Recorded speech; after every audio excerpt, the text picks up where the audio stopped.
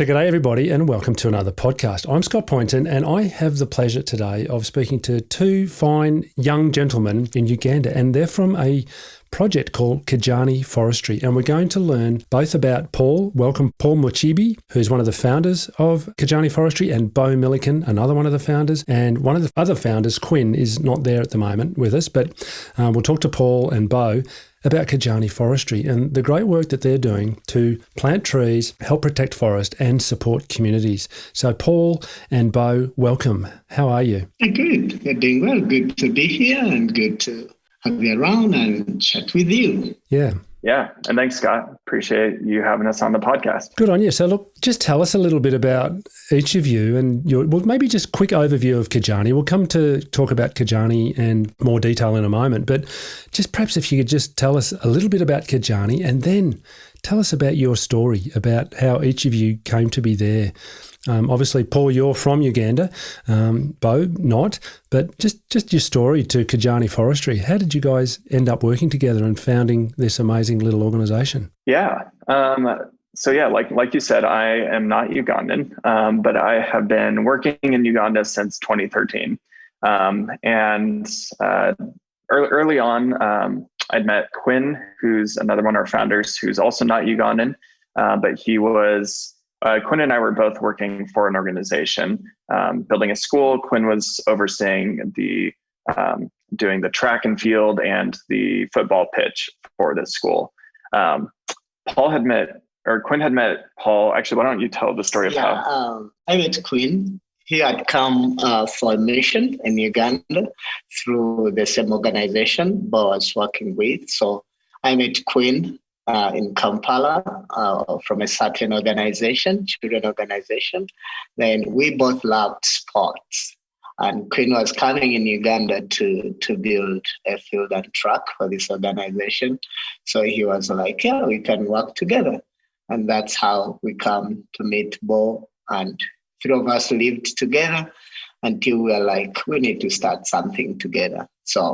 And our immediate minds went to forestry because of so many challenges and problems which are resulted with forestry, tree cutting and things like that. Yeah, thanks, Paul. So just tell us, what are the problems there in Uganda? What are you guys trying to fix? What are the problems that you're facing with forest and tree cutting there in Uganda, just so our listeners can understand the context?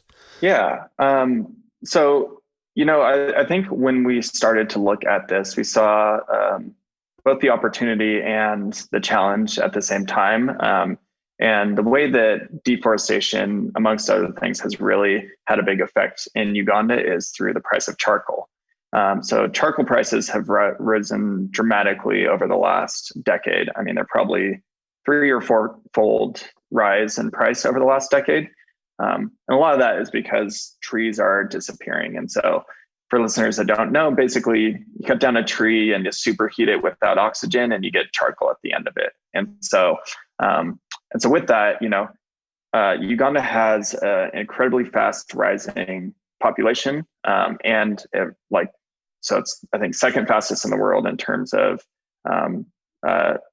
population increase. And then the urbanization is also extremely high. And so in the urban centers, people pretty much like 97% of people are cooking with unsustainable fuel wood in the urban centers. And so with this rising population and with everyone moving to the cities, we just kind of saw with the charcoal prices rising that deforestation is happening at a faster and faster pace every year.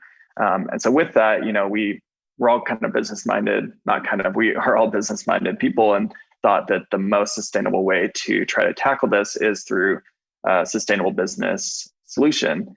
And so, we had started a project in 2017, kind of had a plot of land. We're looking at planting some trees and really just learning at that point in time. And, that has just slowly evolved over the years to what is now Kijani Forestry. So Kijani Forestry, we are a sustainable charcoal business where we're working with communities to plant millions and millions of trees that grow quickly, that when harvested will regrow from the existing root structure. so it becomes a sustainable harvest for all the people we're working with. So that slowly we're replacing the old growth forest from being cut down with our trees that we're harvesting and reharvesting, on a cycle, so that we can do this in a way that is going to slowly replace the forest from being cut down as we're growing more trees for more biomass and working with people in these communities so that they're the ones that are profiting from this. Because ultimately, climate change is being seen in Uganda already. Paul can speak to it, but seasons are shifting, rainfall patterns are more inconsistent. And so unfortunately, the people that are not responsible in the least for causing climate change are the ones feeling the brunt of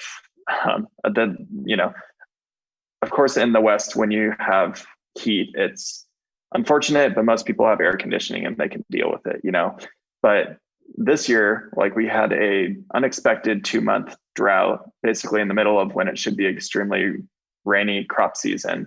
And that has devastating effects on people. So it's not just that it's hot out, it's that these changes are really affecting people on the ground. And so those are some of the problems that, we can't fix climate change alone, but on a microclimate scale, we can work with people to kind of regenerate, the trees that have been cut down for charcoal usage or cleared for agriculture usage, that we can introduce a little bit more of the agroforestry aspect of what we're doing, which maybe Paul can speak more to the agroforestry and how we're working with communities. Yeah, go ahead, Paul. It'd be really interesting to hear about, how the communities are going out there and the trees you guys are planting. Yeah, I will embrace the fact that people have been very key. Working with people has been very key for us because they have embraced our model. At first, we thought having our farm, planting our trees will be enough for us. Not until we realized that we actually had very little to achieve. And when we opened it out, our model out to work with people, to see it in a way of improving their lives, because they are the same people who are actually doing the production of charcoal and selling it out. And if we involve them in our model, we plant the trees with them, they embrace the benefit of charcoal farming and then putting back the trees which have been endangered. This has been very, very good and instrumental in our development and success of this project. Agroforestry, people have loved it because most of their concerns were some have very little land, probably I would say 2 acres. And they were how can we plant trees yet we have to do crops?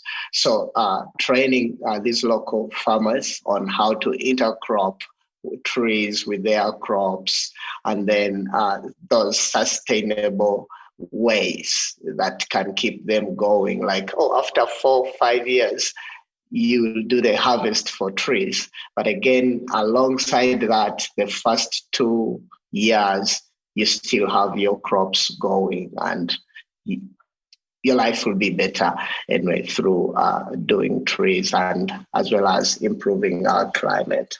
And this is something they have loved to do and actually working with us. Yeah, and you guys are seeing some pretty significant increases in the community's annual incomes as a result of your work with them, right? Yeah. I'll say not quite yet. I mean, we have enough information to project what that's going to look like, but because we started planting with communities last year, we haven't harvested those trees yet. But we've done all the experiments. Well, not all of them. There's a lot of species of trees, but we've done a lot of experiments to be able to say, here's how much you guys should be able to make in a year. And so we're, projecting that that's going to increase by, 4 or 5 times what their annual income would be. And doing that alongside providing, different markets for crops and providing other opportunities alongside the trees as well.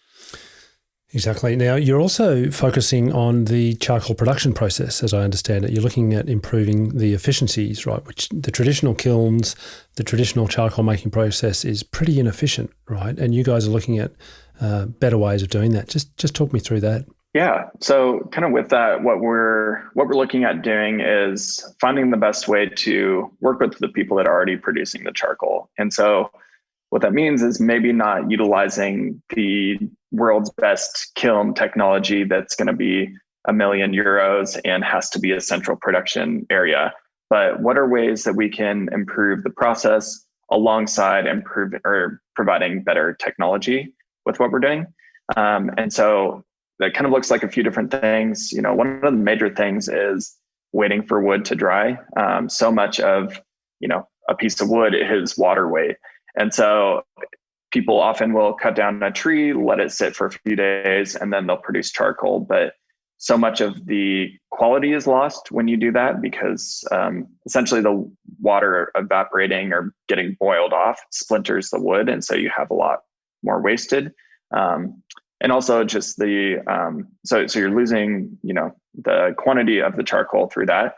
And then the quality is just a lot less dense when you do that. And so by using our improved technology, right now we're using a technology that basically adds a chimney with some, advancements to the way that people are producing locally.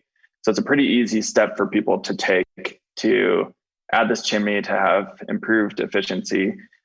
We've gotten up to 37%, and there's a lot of different figures, but locally it's generally 6 to 18% is what people are getting. And what do you mean when you say that, mate? 6% of what? Right. So let's say you have 100 kilograms of wood going in, and you're producing charcoal. You have 6 kilograms of charcoal coming out. Jeez, that doesn't sound too efficient, does it? Yeah. No. So not great. So we're getting like ranging between 30 and 35% for a lot of our production. Which, keep in mind, half of that is water weight of the wood. So you are automatic. So it's, in terms of the actual biomass you're dealing with, it would be more than what it would. Yeah. So we're taking steps, and we're trying to figure out what the best way is to continue to work to improve the technology side of things, but making sure it's accessible to the people producing the charcoal. Because if we get too far away from that, then it's taking away the economic opportunity from people. And that's a huge focus of our entire nursery hub model, is what we call it, of building all these nurseries and working with people in the communities. So talk us through your model. Talk us through the nursery hub model. How does that work? The nursery hub model, it's like we take the nurseries closer to these people. So in all the communities we are working with, we go to these people, started a local nursery there, like I would say in an isolated place, a group of 20 people. We do a nursery there, teach them how to raise seedlings out of the seeds or stem cuttings. And then they take part in the raising of these seedlings, the daily activities happening, soil treatment, putting soils in the pots where we plant the trees, all that kind of work. And to the time of planting. So that's how the nursery model looks like, versus us having a big nursery at our farm, and everything is done from there. Okay. So we are actually going to the people and working with them from their localities. Right. And do they get paid for working in the nursery, or is it their volunteer contribution to get the trees later on? Yeah, they volunteer to do that. We do some of the parts, like providing the seed pots where they plant.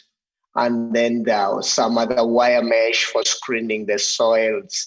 And then a few materials which need to cash to have them. We'll take care of all that. And then for them, they take part in just the the labor part of it, like putting soils in the pots, shifting pots, things like that, clearing their gardens and things like that. But we do take most of the cash work, which needs money. It's all goes to Kijani. Mm. Yeah, maybe I can just elaborate a little bit. So part of why we do this model versus other people will pay people to plant trees. So the thing is that we don't, like, the farmers own the trees completely. And so what we do is we have an agreement that if they want to harvest the trees together, we'll do that in a profit share model that gives them market price for charcoal. So basically we're trying to get more trees in the ground for them to have the opportunity to produce charcoal, but they're getting the same price as if they were producing with other trees. And so we're providing the inputs, and, there's been a lot of, about, I think 9 years ago, Gulu, Uganda was like the NGO capital of the world. That kind of after, so there was a large, civil war for decades here. There was a lot of child soldiers. And so there's a ton of different development and aid organizations that came in and maybe didn't do the best development work. And so people were very used to getting handouts, getting paid to come to trainings, doing all this, and not really implementing what they were learning or caring about it. So we didn't want to be seen as another nonprofit. We wanted to be seen as, hey, we want to give you an opportunity, but we want to be successful together. And so with that, we think that the labor input that people show, that taking care of a seedling takes a few months, and so they have to show up every few weeks to make sure it survives. We found that those people actually want to plant the trees and are more willing to take care of them, rather than people that are just there to get paid or just planting it to get paid. But this is their futures that we're just providing the opportunity for them to take part in. And some of them don't want to do that. We're not forcing this on anyone, and some people choose not to. A lot of those people come back the next year after they see that a lot of their neighbors have trees that have grown really well. And so we're seeing a lot more of that this year, which is very encouraging. But yeah, we want this to be 100% the farmer's decision, and we want to be the people that are providing that economic opportunity. It makes a lot of sense to me, having seen aid projects around the world, that they just work on charity and people don't get engaged and they don't see the benefit for themselves. And so, no, I think you've got a great model, and you're getting more and more communities putting their hand up saying, come here, right? I mean, you're only just getting started, but you've got a lot of demand now for your model, which is terrific. Yep. Yeah, it's a little overwhelming, but it's great. Better that way than the other, right? Very true. Yep. Now, tell me about the old growth forest, because I understand that, and you touched on this at the start, the old growth forests in Uganda are under a lot of pressure from charcoal harvesting, and I guess timber to a degree as well, but predominantly charcoal by the sounds of it. And so, when we were first talking together, we went through this process of understanding that when you plant your trees and you chop them down in X years, 10 years or so, the carbon that those trees will have stored away will then be released into the atmosphere when it's burnt for charcoal. And so in that sense, you think, geez, well, that's not really having a positive climate impact. It's just cycling the carbon through your trees for 10 years and then back out into the atmosphere. But of course, when we look more deeply and we understand, and Beau, you use this term, inelastic prices for charcoal, which is maybe you can, without getting too techno in the old economic language, you can just explain to us how, by virtue of the fact that you're creating these alternative resources, this alternative community-owned resource for charcoal production, that it basically completely not completely removes, but in time, hopefully, as this goes, and it's a lot easier to go out to your farm and chop a few small trees, relatively small trees for charcoal, than to knock down one of these great old growth trees, right? So you're effectively making it a lot easier to get charcoal without having to go out into the forest and chop down the old trees. So and those old trees are continuing to grow and continuing to sink carbon from the atmosphere. So this is where I think, apart from all of the wonderful things that you're doing by engaging these communities, and as you say, it's a bit early yet, but the forecast are these trees will grow and they will generate a lot of income for the communities. And you've got the agroforestry and you've got the improved kilns. Oh, and by the way, you're supporting the conservation of these really, really scarce old growth forests, which are full of biodiversity. So, there seems to be a beautiful array of benefits that you guys are doing by helping these communities grow trees on farms. But just tell us a bit about the old growth forest and the logic of that model, if you can. Yeah, sure. So, the simplest way to think about it is, so if Paul's cooking his dinner and, to cook the beans that Paul's going to eat tonight, if he's using, let's just call it a handful of charcoal that cost €5, that's how much charcoal he needs. That's the price. He's going to pay that, right? If the price drops in half and it's €2.50, Paul's not going to use twice as much charcoal to cook the same amount of beans. It takes a handful of charcoal to cook the beans. And so, extrapolating that out, let's take that to all of Uganda. So let's say, Uganda has, I think, 44 million people. Let's say 20 million of those are cooking with charcoal. And so that's 20 million handfuls of charcoal that are required. So that fuel has to come from somewhere. And right now it's, for the most part, no one's planting trees in the same model that we're doing and then harvesting them sustainably.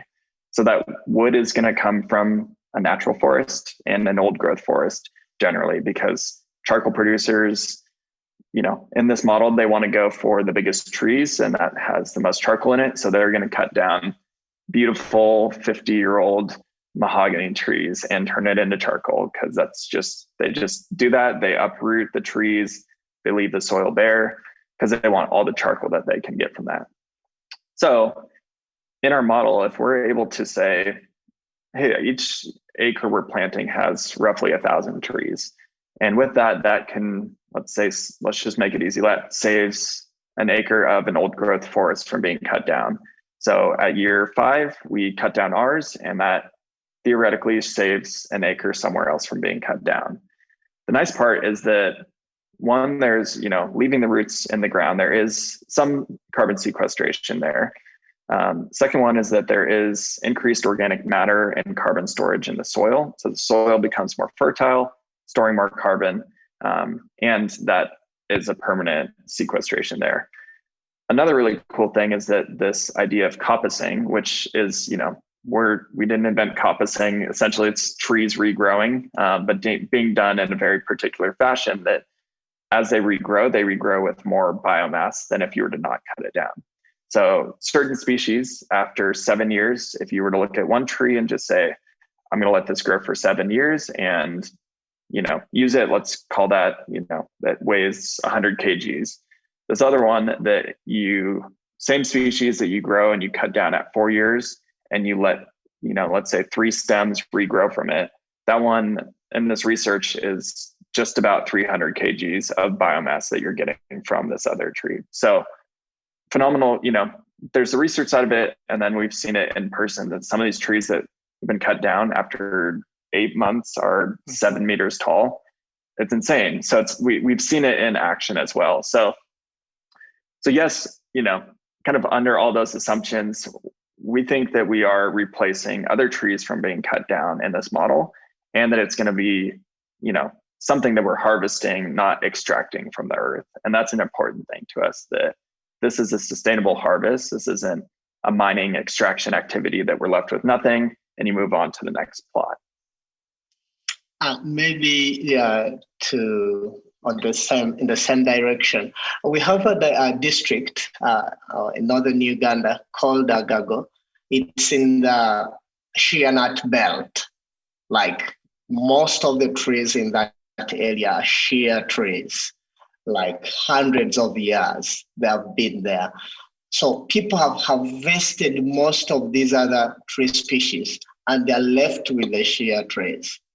And then they are now encroaching on the shea trees, which are endangered and not allowed to cut. But people are doing it illegally.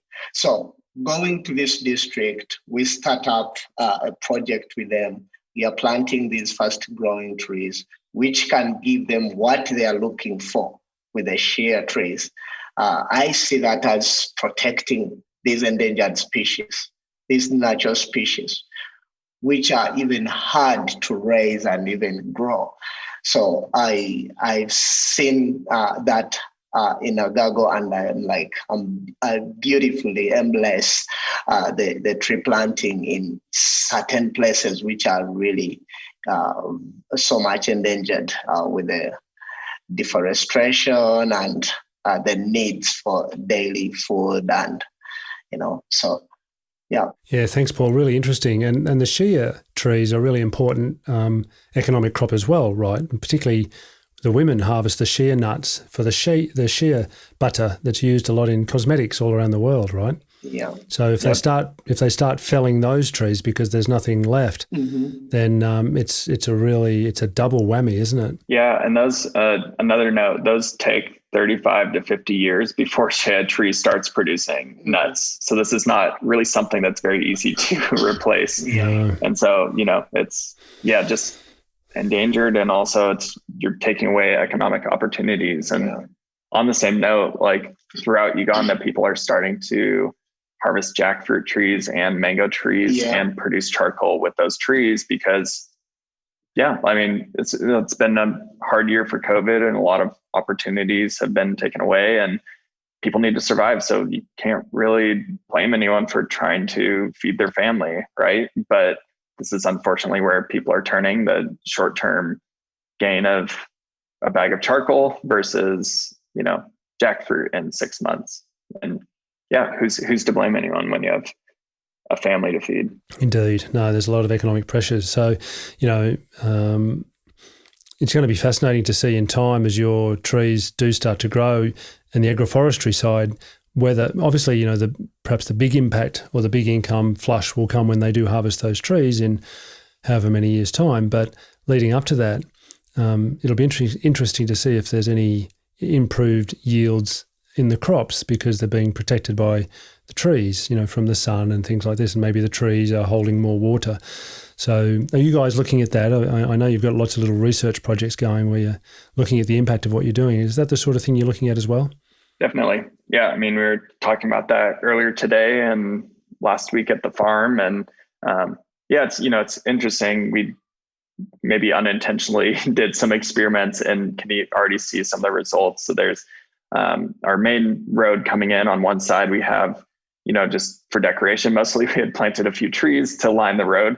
And on the other side, we had done soybeans last year, and we had done a mixture of trees along the side.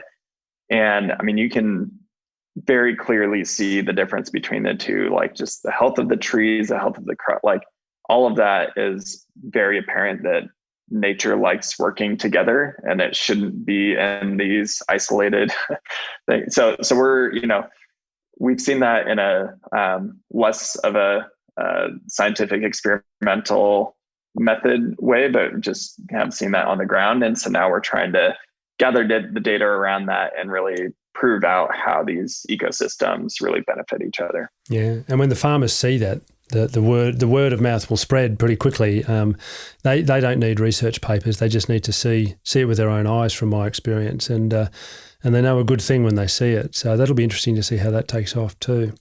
Now, you mentioned the fast-growing species. I know you're planting a lot of indigenous species, but just people get a bit nervous when they hear about fast-growing species because they think about exotics and things like that. But just talk us through the trees you're planting and how you're approaching this question of fast-growing indigenous versus exotics and things like that. And I know you're planting bushes and things like this too. It's not just all about trees, right? Yeah, thank you.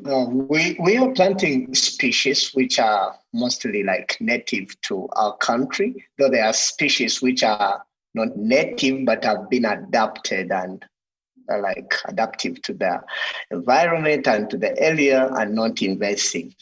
So we are planting lots of acacia, Senegal, and then we are planting a lot of Melina, Alboela. Some call it white teak. It's a fast growing. Then we are planting a lot of Albizia lebec. Then we have Albizia colearia. We are planting some timber trees like Mesopsis emini. It's a good indigenous species and fast growing. We are planting some Melia volcans. It's a timber tree and fast growing. People love it so much here. And doesn't have effect on the soils. We are planting Kaya senegalensis, and then some fruit trees, avocados, jackfruit, Terminalia. And Terminalia glossens. And some legume species too, right, to improve the soils? Yeah, exactly. Lucina, and then Caliandra. It sounds like you put a lot of thought to it. You're not just, planting any old eucalyptus or anything like that. As an Australian and as a forester, it breaks my heart sometimes when well, of course, it's always nice to see a eucalyptus. It reminds you of home, but I've seen them planted in so many wrong places where they become invasive, they take over, they soak up all the water. They lead to fires. It's not to say don't plant such species, but you've got to be thoughtful about it, right? And it sounds like you guys have put a lot of thought into how a diversity of species can be A, fast growing, B, coppicing, so you get those increased yields that you talked about at the start, but C, maybe, some fruit trees, some timber trees. Like you're diversifying the economy, the farm economy, aren't you? When these farmers plant these trees, you've got soil improving trees and bushes. Good on you. Look, it sounds like you're really thinking about how do we make this farm economy more resilient to changes? Because if one year the weather turns bad and the fruit crop fails, maybe they can harvest one of their timber species, for example, or maybe they can. At least they're getting a better yield on their crops because the leguminous species have helped improve the soil. So congratulations to you guys for thinking about that. And do you? I guess you discuss these things with the communities as well, right? I mean, they have their inputs about the sort of trees that they want as well. Yeah, we definitely do. We come into a lot of we have to do some mindset change around tree species. The government's been pushing planting pine and eucalyptus for decades now. And so that's just what's in people's mind. A lot of times they don't even think that you can grow some of the indigenous species. They just like, oh yeah, that species just exists. It's just there, and not that they don't believe that it can grow. It's just like, who would ever grow this? This is just our indigenous species. And so with that too, that we like to, like you said, just kind of have a holistic view of not only different biodiverse species, but look at diversity in income streams. And so talk through that with the farmers. Like for instance, there's one of our boundary trees that can be used for charcoal, but we also plant around the boundaries because it has some thorns in it and it makes a good fodder tree. So it both feeds the animals and keeps them out. Singalia polycantha, Acacia singalia, it's referred to as both. But so that's one that, at first people are like, wait, I don't want to plant this. Like, this is just kind of one of the species that's going to have thorns. I don't want to intercrop with this. But then we talk about like, well, if we do this around the border, it gets to protect the trees that you're more interested in, have the long-term effect. And, it's a leguminous tree, so it's going to be good for the soil. Soil stability, wind breaks, all those things, and you can harvest it selectively for, so just kind of talking through our thinking with people like, these are very intelligent farmers that know their land better than I ever can think of knowing it. And so it'd be arrogant to come in and be like, here's exactly how you should plant XYZ and not talk to them and just be like, here's the plan, do this or you're wrong. Let's talk through it and share what we're doing and share why we're doing it and let them make the decision. And, so that's been something that as we go into new areas and meet with new groups, that it is like, a lot of times they'll be like, yep, can you give us 1,000 eucalyptus and we'll just plant those. And like, let's talk about that a little bit, let's figure out maybe why we won't give you 1,000 eucalyptus trees. Yeah. It's amazing though how ingrained it can be, and it's ingrained all around the world. I've traveled to many countries and there's eucalyptus everywhere. And yes, you can make firewood and charcoal out of eucalyptus, but golly, it's limited in so many other ways. But you guys. So you're coming into your second year, effectively. I mean, I guess it sounds like you've been there a while. You've been doing some investigations. You're getting up and running. What hopes for the future? What's your aspirations for Kijani Forestry and the impact you're going to have? And I know already that you've told me previously, Beau, that organisations like the Jane Goodall Institute, who have areas there in Uganda that they're trying to protect, they're asking you, come and plant around our forest so that they can help take the pressure off their forest and help protect biodiversity. We haven't mentioned a little bit the biodiversity, but of course we've mentioned those old growth forests, and those old growth forests contain incredibly rich biodiversity, endemic to Uganda or that part of Africa. And if we lose the forest, we lose that. So, you guys are developing a model there that has these extraordinarily broad and diverse benefits for the people who are growing the trees, but also obviously for the old growth forests, the biodiversity that depends on those forests. But hey, also climate change too, because you're helping reduce carbon emissions into the atmosphere from the charcoal, the poor production of charcoal, and you're helping remove carbon from the atmosphere through the sequestration and the sink that the old growth forests are still there. So you're doing a lot of good stuff here, and this is why in the Pond Foundation, our My Carbon Zero project was absolutely thrilled to learn about what you're doing and partner with you. But and for that, ladies and gentlemen, you go to the My Carbon Zero website and you'll find Kijani Forestry there, and you can support the project with by buying what we call carbon removal credits, and that supports them to plant trees, supports them to it helps Kijani support the communities, protect old growth forests, take carbon from the atmosphere. So encourage you to look at that. We'll put a text about that in the blog that goes along with the podcast. But you guys are entrepreneurs, and all entrepreneurs have got dreams for the future.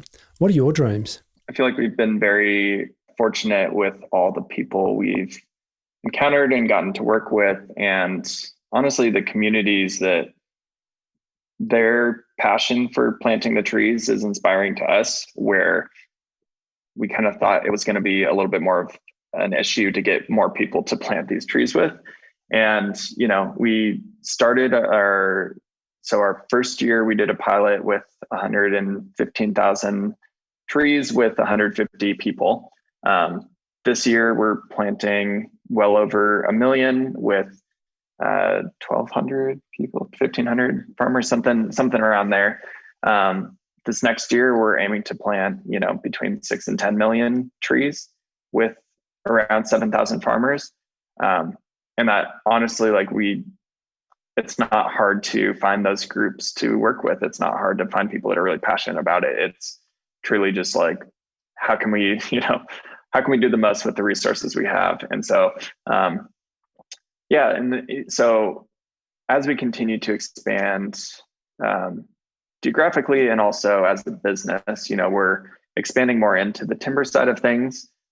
We just see that there's a huge demand from the farmers. They want to be planting timber. We think it's a great investment of long-term, good carbon sequestration, and a lot of timber gets held on to that, and that's used in buildings and furniture and things where it's going to store it at least semi-permanently. And so we're excited about that aspect of it. We're trying to look at ourselves as just this very useful network to everyone we're working with, and not just accomplishing what we as a business want to do, but looking at it from everyone's perspective and asking ourselves, how do we work better together? And so, there's a lot of opportunities. We would love to get into, the reforestation, afforestation side of things, and really planting trees that'll be there for forever type of model as well. And so we see a lot of different opportunities, and sometimes it's hard to narrow down what we're doing, but we know that we want to have a huge impact with the communities, with the ecosystems, with what we're doing, and always keep that in mind. Good on you. And Paul, yeah. you're from Uganda, and you're seeing all of these things happening and changing. How do you feel about it, mate? What are your dreams for the future? I would say I would like to see the charcoal industry changing. I would like to see Kijani training and like spreading the message about charcoal farming, because this is something which is new, and so many people, almost everywhere, every part of Uganda, you find people who are dealing in this business. But to improve it, no one has yet come out like Kijani is trying to polish it up and come up with better ideas, strategies, and good systems of the business. So that's where I see Kijani going, and hopefully the government coming on board, probably to say, we want to be behind you guys to improve this business. Then secondly, definitely I'd like to see the lives of people in northern Uganda being transformed through our model, and people able to take their children to school through tree planting and embracing the environment, like through the trees they have planted, changing their lives, and then the lives of young people around, I would say. And then I feel in the next 5 years, we would have trained more than 1,000 young people just to know about their environment and how to take care of their program of training. We call them interns. They come in and they learn what Kijani does and where Kijani wants to go, and what it's actually what we are trying to do in their region, like northern Uganda as whole. So we take them through 4 months, 3 months to 4 months training, just equipping them with basic skills and knowledge about their climate, about tree planting. So if we have thousands of young people trained and equipped, and they know the value of the trees they have in their areas, I feel they will start even protecting them. So even if they are to come into the charcoal business, someone will come into a business that he's going to conserve. So that's where I see our progress and success. And what about outside Uganda? It seems to me you've got a program there that could work in many, many countries around the world. Beyond Uganda, there's the rest of East Africa where similar concerns exist with charcoal and community livelihoods, biodiversity, old growth forests. You're only so new. We won't put that burden on you to, require you to solve the problem for the whole of East Africa. But it is amazing how things can grow and grow quickly, right? And you're going to have 10 million trees in the ground before you know it. And word of mouth will be spreading. I'm reminded by, I don't know if you guys know about this farmer-managed natural regeneration concept that started out in Niger, I believe, with Tony Ronaldo. And, of course, the farmers saw, he had a tough time starting that. The farmers were like, oh, we're not doing that. That's ridiculous. And I think he said, I did a podcast with Tony once, and he said there were 4 brave farmers who set aside a tiny little area of one of their fields and kept the animals out. And sure enough, the regeneration came. And, of course, then they started expanding that, started increasing their yields. Other farmers were looking over the fence saying, what's going on there? Word of mouth spread. And of course, now it's having a huge impact across the whole of the Sahel region. And I've got a little bit of a feeling that you guys might, could start on a similar trajectory. Starting off, I think Tony had a tougher time starting than what you did, because, convincing someone to fence off a little bit of their land and in the hope that trees might grow back was a bit of a tough sell, but he managed to convince these brave pioneers. I think, it sounds like, you've really inspired the farmers to dive in here, which is terrific. But I can see your work spreading way beyond Uganda. Can you guys see that? Do you have a sense that this could happen at least regionally, if not more globally? Yeah, definitely. I mean, I think apologies if this sounds arrogant, but I think we've felt that this is a good idea for a while. And it's really cool to get a lot of people agreeing with that on the people implementing this. And so even, our name, Kijani Forestry. So Kijani means green, not in the local language of, Luo or Acholi in northern Uganda, but in Swahili. And so Swahili is kind of maybe a more broad language that encompasses Kenya and Tanzania. And that's more well known because I think our aspirations have always been wanting to do something large and impactful. And, if we were just planting 10,000 trees a year and calling that good, like none of us would be very content with that. We have some pretty high aspirations with this. And so, I think as hopefully some of these pledges from different corporations turn into funding for programs on the ground, everything we do, we view it as something that's going to be able to scale up. And so we want everything to be something that's ready to take on and absorb more and have a bigger effect. And if we needed to plant more trees in, the nursery hub model, that we're ready to do that. And like Paul said, that's why we're training interns and giving these people jobs of like, hey, even if our goal is 6 million, if we have this ability to do 12 million with funding that comes through, we want to be able to absorb that. And, even with that, we're working on creating a seed bank so that we can have seed collection for all these trees throughout the different regions and have that well organized, well stored, so that we have this supply of seeds so that if we do need to do 20 million trees, we have the seeds for that, we're ready to go. So everything we do, we try to keep that in mind, that we think we have something good and exciting and want to be able to help out as many people as we can when the funding becomes available and when the different corporations or government bodies, whoever is the one writing the checks, that we'll be ready to receive that and plant a bunch of trees with that money. When the funding comes available, that's a key point, and we do encourage our listeners to look at the My Carbon Zero page, the Kijani project. It's there on our partners page, and they're doing great work. We're going to get more and more information coming through from the project about what they're doing. Quinn, the third founder, is a terrific photographer.